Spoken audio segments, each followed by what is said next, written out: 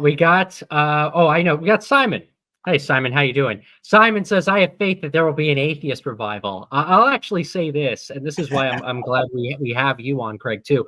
I'm not operating on faith. I'm operating on evidence. So not just because I'm the president of Atheists for Liberty. And correct me, if I'm wrong when it comes to thinking as to why you also wanted to platform Ion and Alex O'Connor and to have these discussions.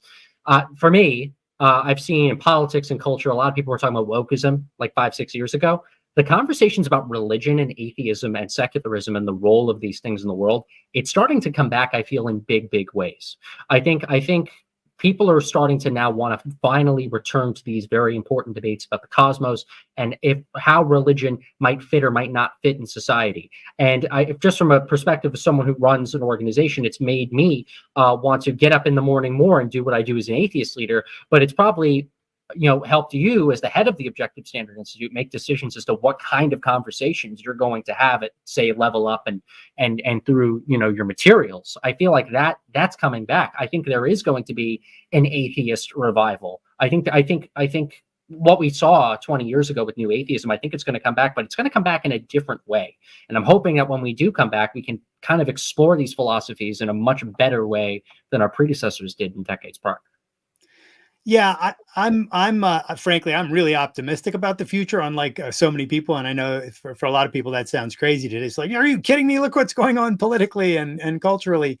But the reason I'm optimistic is because I know the power of ideas. And I know that it takes not a majority to change a culture, but a minority of people who really understand the most potent ideas and can put them to work. This is what the founding fathers did. This is why America exists, because a small minority of people understood something on some level. They didn't fully understand the theory of rights because that didn't get explained fully until Ayn Rand, but they understood it well enough at the time to ground and found a country on these ideas. Not only the right to life, liberty, and property, but the right to the pursuit of happiness, which is profoundly self-interested, right? What is the pursuit of happiness? It's the pursuit of it's in effect a signal to egoism. By the way, Ayn Rand said that her ethics is basically just a fleshed out argument for what the founders advocated in the Declaration. The rights to life, liberty, and the pursuit of happiness.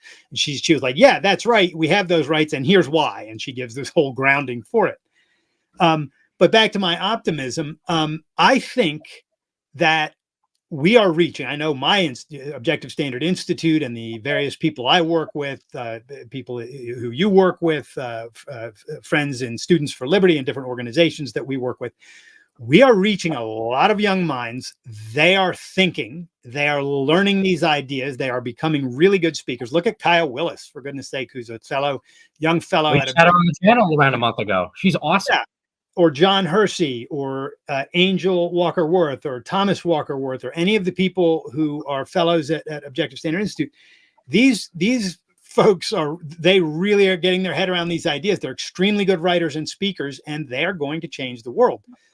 So the only thing I would add to what you said, I don't think the revolution is going to be an atheist revolution, and I hope it's not merely an atheist revolution, because that's not going to get us anywhere.